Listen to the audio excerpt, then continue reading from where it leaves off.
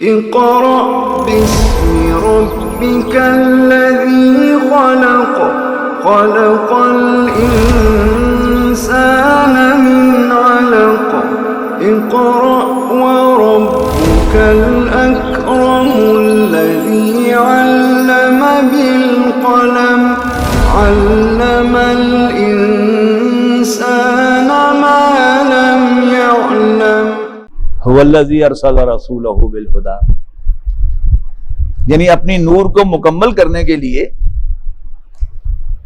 اللہ تعالیٰ نے اپنے رسول کو بھیج دیا ہے الہدی دے کر۔ ہدایت کیا ہوتی ہے؟ راستہ دکھانا، to guide, to direct. Alhuda کیا ہے؟ یہ قرآن مجید ہے، دا گائیڈنس۔ ایک ہے ہدن، a guidance, a direction، ایک ہے Alhuda, the direction، the guidance۔ هو الذی ارسل رسولہ بالہدی، اللہ ہی تو ہے جس نے بھیجا اپنے پیغمبر حضرت محمد صلی اللہ علیہ وسلم کو الہدی دے کر۔ مراد کیا ہے؟ قرآن مجید دے کر، ودین الحق، اور سچا دین دے کر۔ اس کو بھی سمجھ رہے ہیں کہ نبی اکرم صلی اللہ علیہ وسلم کی تشریف آوری، انبیاء کرام کی تاریخ میں آپ نے دیکھا کہ آہستہ آہستہ وہ روشنی جو تھی وہ چراغ سے، بلب سے، پھر سرچ لائٹ، اور پھر بنتے بنتے اب سورج بن گئی، الہدی بن گیا۔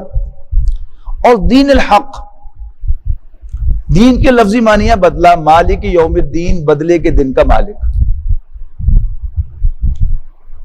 دین راستے کے معنی میں بھی آیا، لکم دینکم ولی دین، تمہارے لیے تمہاری راہ، میرے لیے میری راہ۔ دین قانون کے معنی میں بھی آیا سورہ یوسف میں کہ ذالک کدن آل یوسف، یوں ہم نے یوسف کو ترکیب سجھائی، ما کان لیاخذ اخاہ، اس لیے کہ یوسف کے لیے ممکن نہیں تھا کہ اپنے بھائی کو ڈیٹین کر سکتا، فی دین الملک، بادشاہ کے دین میں، یعنی بادشاہ کے قانون میں، تو قانون کے معنی میں آ گیا۔ اور پھر ان الدین عند اللہ الاسلام، یہاں نظام زندگی کے معنی میں آیا ہے کہ وہ نظام کے جس میں زندگی کے سارے معمولات آ جائیں، تو پھر اس میں جب اسلام کے لیے یہ لفظ آتا ہے تو پھر یہ نظام زندگی کے معنوں میں آتا ہے، طرز حیات کے معنوں میں آتا ہے۔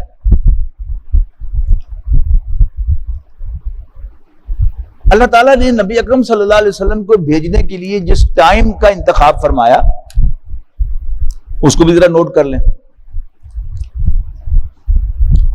نو انسانی کا آغاز ہوا ایک خاندان سے، ایک جوڑے سے ہوا، آدم و حوا سلام علیہما۔ ان کے ہاں اولاد پیدا ہوئی، ان کی آپس میں میرجز ہوئی، اس سے جب بھی نئی شادی ہوتی ہے کسی گھر میں ایک نیا خاندان وجود میں آ جاتا ہے۔ پھر ان خاندانوں سے قبیلے بنے، قبیلوں سے نسلیں بنی، قومیں بنی۔ نبی اکرم صلی اللہ علیہ وسلم کی جب تشریف آوری ہوئی تو اس وقت دنیا کی جو سیاسی حیثیت تھی اس کو پہلے اپنے ذہن میں لائیے کہ اس وقت دو بڑی امپائرز موجود تھی دنیا میں، رومن امپائر، سلطنت روما، اور پرشین امپائر، سلطنت ایران۔ دو بڑی امپائرز، بادشاہ تھے نہیں، امپائرز، ان کے امپررز تھے، شہنشاہ تھے۔ اور عرب کے اندر قبائل تھے، اور ہر قبیلہ ایک فل اٹونومس سوشیو پولیٹیکل یونٹ تھا۔ ہر قبیلہ autonomous socio politico economic unit تھا، اٹونومس، ایک قبیلے کا دوسرے کے ساتھ کوئی تعلق نہیں تھا، وہ سیاسی اعتبار سے جیسے ایک ملک کا دوسرے ملک کے ساتھ تعلق ہوتا ہے ایسا ہی تعلق ہوتا تھا۔ نبی اکرم صلی اللہ علیہ وسلم مکہ مکرمہ میں پیدا ہوئے۔ مکہ مکرمہ ایک قبیلے کا شہر تھا۔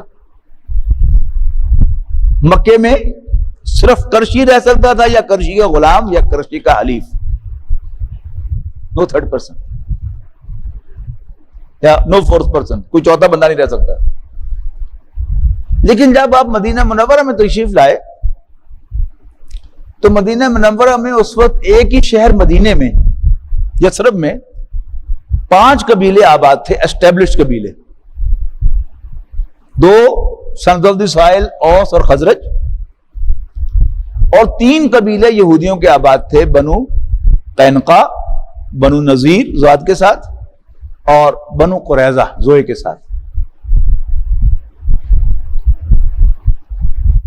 نبی اکرم صلی اللہ علیہ وسلم جب مدینہ منورہ میں تشریف لائے تو آپ کے علم میں آیا کہ یہ آپس میں لڑتے بھی رہتے ہیں،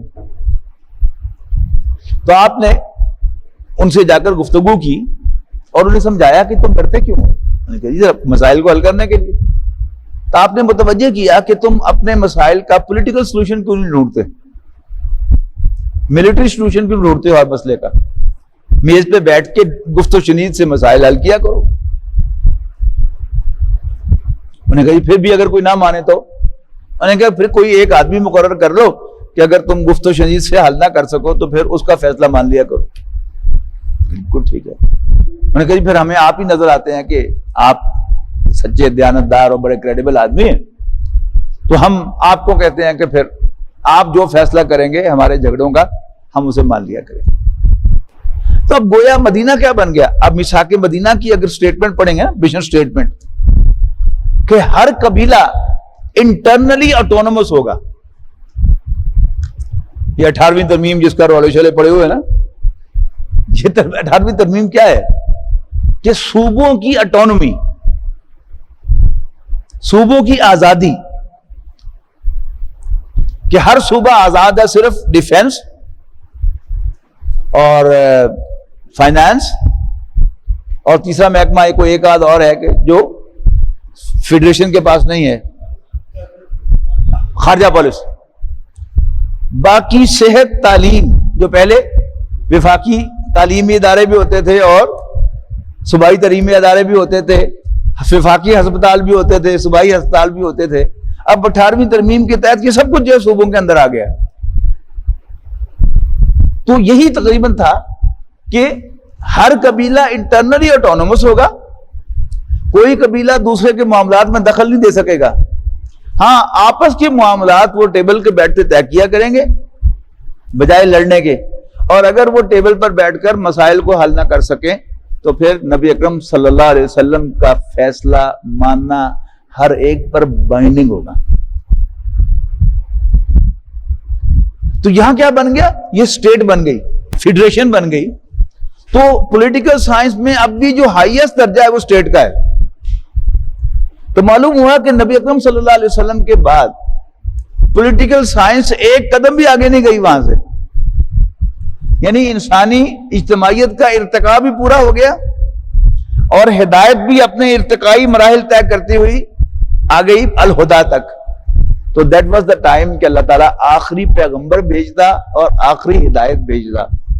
تو هو الذی ارسل رسولہ بالہدی، اللہ ہی تو ہے جس نے بھیجا اپنے پیغمبر حضرت محمد مصطفیٰ صلی اللہ علیہ وسلم کو الہدا دے کر، کامل ہدایت یعنی قرآن مجید دے کر، ودین الحق اور سچا دین دے کر، لیظہرہ علی الدین کلہ، تاکہ وہ غالب کر دیں اس کو، کر دے اس کو کل کے کل دین پر، کل نظام زندگی پر۔ اب یہاں بڑی بحثیں ہیں کہ یظہرہ کا فاعل کون ہے، اس کا مفعول کون ہے۔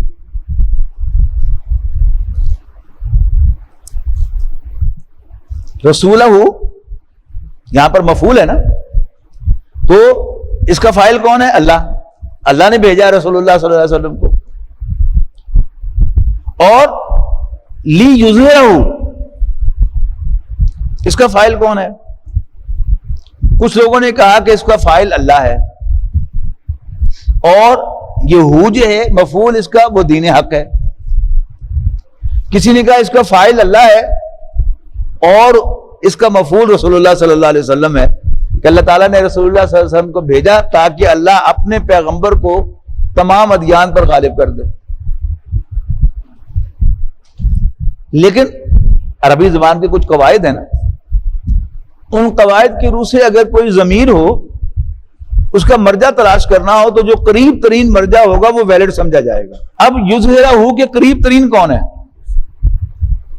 رسولہ، اللہ دور ہے، رسولہ قریب ہے، تو ظاہر کرنے غالب کرنے کا فاعل کون ہوا؟ نبی اکرم صلی اللہ علیہ وسلم.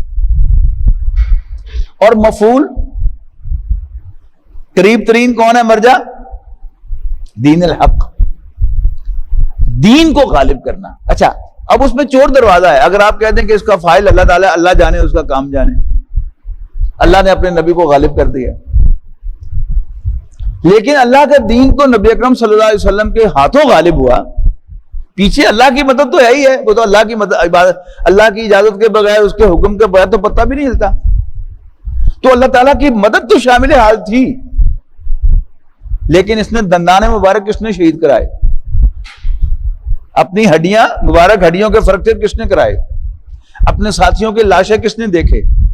اپنے ساتھیوں کے خون بہتے ہوئے کس نے دیکھے؟ وہ تو نبی اکرم صلی اللہ علیہ وسلم نے دیکھے. ساری قربانیاں، جان مال کس نے قربان کیا؟ وہ تو صحابہ نے قربان کیا. تو جو عربی قواعد کے اعتبار سے بنتا ہے لیظہرہ کا فاعل نبی اکرم صلی اللہ علیہ وسلم ہے، اور اس کا مفعول دین حق ہے. کہ نبی اکرم صلی اللہ علیہ وسلم نے مکہ فتح کرنے کے بعد کیا کیا؟ اپنی کوئی پوشاک بنوائی، کوئی تاج بنوایا، کوئی تخت بنوایا، اپنے لیے کوئی جائیداد بنائی؟ نہیں. کیا کیا؟ عدل قائم کیا. کون سا عدل؟ اللہ کا دیا ہوا عدل. گویا اللہ کی حکمرانی، دین حق کی حکمرانی کو آپ نے قائم فرمایا. اور اس صورت پہ پیچھے چلے جائیے، حضرت موسیٰ علیہ السلام کوئی کم تھے؟ کیا وہ سوتیلے نبی تھے؟ ہرگز نہیں، اللہ کے سچے نبی تھے. کیا تورات اللہ کی کتاب نہیں تھی؟ اللہ کی کتاب تھی. فرق کہاں پڑا؟ فرق پڑا، وہ آگے آ رہا ہے. حضرت موسیٰ علیہ السلام کے ساتھیوں نے لڑنے سے انکار کر دیا تو تورات قائم نہیں ہو سکی، اللہ کا دین غالب نہیں ہو سکا. تورات قائم نہیں ہو سکی، اللہ کا دین غالب نہیں ہو سکا. نبی اکرم صلی اللہ علیہ وسلم کے ساتھیوں نے رسول اللہ صلی اللہ علیہ وسلم کے چشم و ابرو کے اشاروں پر اپنی جانیں قربان کر دی. حضور صلی اللہ علیہ وسلم کے مشن کو خون دیا، اپنا وقت دیا، اپنا جان و مال دیا اپنا، تو اللہ کا دین غالب ہو گیا. تو هو الذی ارسل رسولہ بالہدی ودین الحق، اللہ ہی تو ہے جس نے بھیجا اپنے رسول حضرت محمد صلی اللہ علیہ وسلم کو قرآن مجید اور دین اسلام دے کر، تاکہ نبی اکرم صلی اللہ علیہ وسلم غالب کر دیں دین حق کو کل کے کل دین پر، تمام نظام زندگی پر. ولو کرہ المشرکون، خواہ یہ بات مشرکوں کو کتنی بری لگے. اب آگے چلنے سے پہلے ذرا یہ فرق بھی نوٹ کر لیجئے. روشنی کا پھیلنا، روشنی کا مکمل ہونا، یہ کسے ناگواہ گزرے گا؟ کافروں کو. لیکن اللہ کے دین کا غلبہ کس کس کو ناگواہ گزرے گا؟ سب مشرکوں کو. کہیں کوئی تجوید کا مدرسہ ہو یا حفظ کا مدرسہ ہو یا کہیں قرآن مجید پڑھایا جاتا ہو، حدیث پڑھائی جاتی ہو، فقہ پڑھائی جاتی ہو، تو جب بھی وہ مسلمان اس کے پاس سے گزرے گا تو بڑا خوش ہوگا، وہ کہے گا جی میرا بھی حصہ پالو. اور کافر اس کے پیٹ میں محروم اٹھیں گے، یار یہ اسلام پھیل رہا ہے، قرآن مجید کی تعلیم عام ہو رہی ہے، اللہ کے رسول صلی اللہ علیہ وسلم کی تعلیمات پھیلائی جا رہی ہیں. طرح طرح کے الٹے سیدھے نام جو ہیں وہ حضور صلی اللہ علیہ وسلم کو دیتے ہیں، کیا کیا کچھ کہتے ہیں، ہماری تو زبان بھی اجازت نہیں دیتی کہ ہم ان کو دہرائیں. لیکن اللہ کے دین کا غلبہ یہ اچھے اچھے دیندار مسلمانوں کو بھی پسند ہے. حضرت ابوبکر رضی اللہ تعالیٰ عنہ نے جب خلافت کا چارج سنبھالا تھا تو فرمایا تھا کہ اب تم میں سے ہر قوی میرے سامنے ضعیف ہے، جب تک کہ میں اسے حق وصول نہ کر لوں، اور ہر کمزور میرے سامنے طاقتور ہے جب تک کہ میں اس کو اس کا حق دلا نہ دوں. ہر مسلمان جانتا ہے کہ اسلام کا ایک قانون وراثت ہے. یہاں مرنے والے باپ کی اولاد، بیٹے اور بیٹیاں دونوں اس کے وارث ہیں. اگرچہ وہ فرق ہے کہ اس کو 2 حصے ملتے ہیں، اس کو 1 حصہ ملتا ہے، لیکن وارث دونوں ہیں. لیکن ہم میں سے کتنے لوگ ہیں، ہم خود اپنے گریبانوں میں جھانکیں، کہ جنہوں نے خوشی کے ساتھ اپنی بہنوں کو ان کا حق دیا ہے. ہمیں سے جو بڑا نیک آدمی ہوتا ہے نا، وہ کہتا ہے آپا تو حصہ تو نہیں لینا، اور اگر اب بیچاری آپا نے کہہ دیا کہ ہاں میں لینا ہے، بس تیری میری بند، میرے مرنے تے بھی نہ آئی تو میری قبر تے بھی نہ آئی تو میری منجی میں ہاتھ نہ لائیں. تو اچھا، اب اگر اللہ کا دین قائم ہوتا ہے تو حضرت ابوبکر صدیق کے اس فرمان کے مطابق اسلامی ریاست کی ذمہ داری ہوگی کہ جن پر زیادتی ہوئی ہے، جن کا حق غصب کیا گیا ہے، ان کی داد رسی ہو، ان کو حق دلایا جائے. تو کیا ہمیں پسند ہوگا اگر میں نے اپنی بہن کا حق غصب کر رکھا ہے تو کیا میں پسند کروں گا کہ اسلام آ جائے؟ تو اسلام کا آنا، اسلام کا غلبہ، یہ اچھے دیندار کو بھی پسند نہیں ہوگا جو اللہ تعالیٰ کو حکم میں وحدہ لا شریک نہیں سمجھتا کہ فیصلے کا اختیار صرف اللہ کے پاس ہے. اللہ نے جس کا جو حق مقرر کیا ہے، باپ کا حق، ماں کا حق، بھائی کا حق، بہن کا حق، شوہر کا حق، بیوی کا حق، سرمایہ کا حق، محنت کا حق، فرد کا حق، اجتماعیت کا حق، یہ سارے حقوق اللہ نے دیے نا. تو جس کو اللہ تعالیٰ کی یہ حکمرانی پسند نہیں، بلکہ اس کے دورے میں جا رہا تھا کہ نماز میں تو اللہ کا حکم چلنا چاہیے، اس میں تو میں لڑوں گا بھی صحیح، مسجدیں بھی الگ بناؤں گا، لیکن سود سارے ہم مل کے کھائیں گے، شادی بیاہ میں ہم سب مل کے ناچیں گے اور ہندوانہ رسومات پوری کریں گے، لیکن مسجد میں لڑیں گے ہم آ کے. تو اللہ تعالیٰ کی حکمرانی یہ مشرکوں کو ناگوار ہوگی. مے دے بھی کرسچنز، مسلم، جیوز اور مشرکین، اور اللہ کے دین کی روشنی کا پھیلنا یہ صرف کافروں کو برا لگے گا. اب وہ جو میں نے دکھایا آپ کو کہ حضرت موسیٰ علیہ السلام کے ساتھیوں نے انکار کیا تو اللہ کا دین غالب نہیں ہو سکا. حضور صلی اللہ علیہ وسلم کو بھیجا اس کام کے لیے، اور اب مسلمانوں سے کہا جا رہا ہے یا ایھا الذین آمنوا. فرق کہاں پڑا ہے؟ فرق ساتھیوں کا ہے. حضرت موسیٰ علیہ السلام بھی اللہ کے جلیل القدر پیغمبر ہیں اور نبی اکرم صلی اللہ علیہ وسلم تو ہیں ہی ہیں. حضرت موسیٰ علیہ السلام اللہ کے دین کو غالب نہیں کر سکے، نبی اکرم صلی اللہ علیہ وسلم نے بڑے شارٹ پیریڈ میں غالب کر کے دکھایا. With the difference. ڈفرینس ہے ساتھیوں کا. حضرت موسیٰ کے ساتھیوں نے حضرت موسیٰ علیہ السلام کی کال پر لبیک نہیں کہی، لہذا دین غالب نہیں ہو سکا.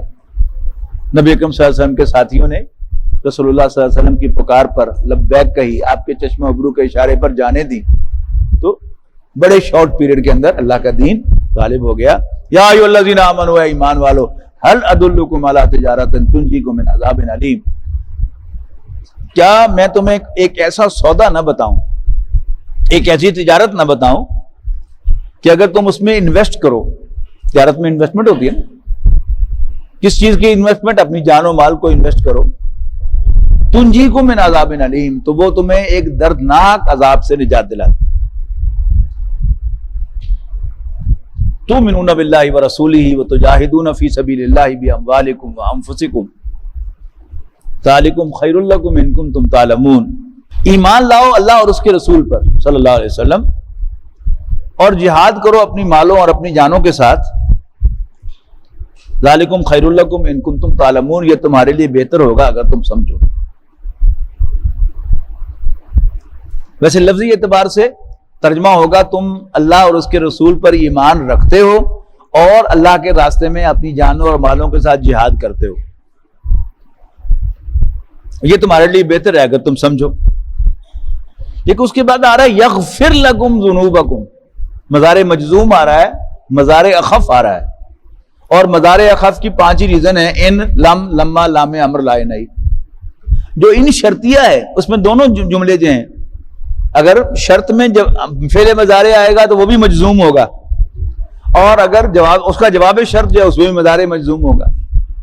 اب یہ جو یغفر لکم ذنوبکم ویدخلکم جنات تجری من تحتہا الانہار ہے، تو یہ پھر جواب شرط ہے، تو لہذا پہلے حصے کا ترجمہ ہوگا اگر تم اللہ اور اس کے رسول پر ایمان رکھو گے اور اپنے مالوں اور جانوں کے ساتھ اللہ کے راستے میں جہاد کرو گے تو ذالکم خیر لکم ان کنتم تعلمون، اگر تم سمجھو تو یہ تمہارے لیے بہتر ہوگا۔ یغفر لکم ذنوبکم، اللہ تمہارے گناہوں کو بخش دے گا۔ وَيُدْخِلْكُمْ جَنَّاتٍ تَجْرِي مِن تَحْتِهَا الْأَنْهَارُ، اور تمہیں ایسے باغات میں داخل کرے گا جن کے نیچے نہریں بہتی ہوں گی۔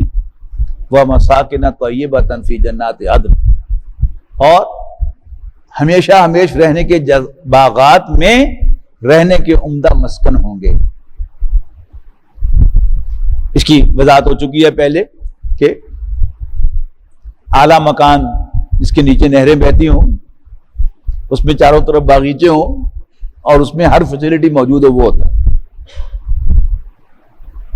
ذالک الفوز العظیم، یہ ہے بڑی کامیابی، یہ ہے اصل کامیابی۔ اس پہ آپ نوٹ کیجئے جن کے پاس ٹیکسٹ ہے، آگے لا لکھا ہوا آیت کے اوپر، جملہ مکمل نہیں ہوا۔ بڑی کامیابی تو یہ ہے وَأُخْرَى، بٹ another and another، تحبونہا، جو تمہیں زیادہ پسند ہے، وہ کیا ہے؟ نصر من اللہ وفتح قریب، اللہ کی مدد آئے گی اور جلد فتح ہو جائے گی، فتح نصیب ہو جائے گی۔ یہ اللہ کی نظر میں سیکنڈری کامیابی ہے، اگرچہ ہماری نظر میں وہ پرائمری کامیابی ہے۔ اللہ کی نظر میں ریئل کامیابی، پرائمری کامیابی وہ آخرت کی کامیابی ہے۔ یہ دین اللہ کا ہے، اللہ کی اپنی پلاننگ ہے، وہ جب فیصلہ کرے گا دین غالب ہونا ہے تو پھر وہ ہے یا یورید سے تاتار کے افسانے سے پاس با مل گئے کعبے کو صنم خانے سے۔ حضرت شاہ ولی اللہ اور حضرت مجدد الفسانی رحمۃ اللہ رحمہم اللہ کی پیشین گویاں ہیں کہ ایک وقت آئے گا کہ اونچی ذات کا ہندو کثیر تعداد میں مسلمان ہو جائے گا، اور یہی وہ سلسلہ تھا جو ڈاکٹر ذاکر نائک کے ذریعے سے کچھ ہونا شروع ہوا، اور اونچی ذات کے ہندو برہمن آ رہے ہیں بیچ بیچ میں سے۔ کوئی سنسکرت کا پروفیسر جو ہے وہ کہہ رہا ہے وہ کالکی اوتار جو ہے وہ اوتار جو ہے وہ رسول اللہ صلی اللہ علیہ وسلم ہے، اور کوئی ان کا ہندو جوگی جو ہے بڑا، وہ کہتا ہے کہ اللہ کے رسول جو تھے وہ سچے رسول تھے، اور یہ جو ہماری کتابوں میں یہ ذکر جو ہے یہ ان کا ذکر ہے۔ اور یہی وہ چیز ہے کہ جس کے ریئیکشن میں ہندو فنڈامنٹلزم جو ہے یہ پھر ابھر کر سامنے آیا ہے کہ اس سے قبل کہ ہمارا مذہب ختم ہو جائے ذرا زوردار ضرب لگاؤ اور یہاں سے نکال دو مسلمانوں کو۔ ڈاکٹر ذاکر نائک کو کیوں نکالا گیا؟ پیس ٹی وی کا سارا جو ایکوپمنٹ تھا وہ کیوں ضبط کیا گیا؟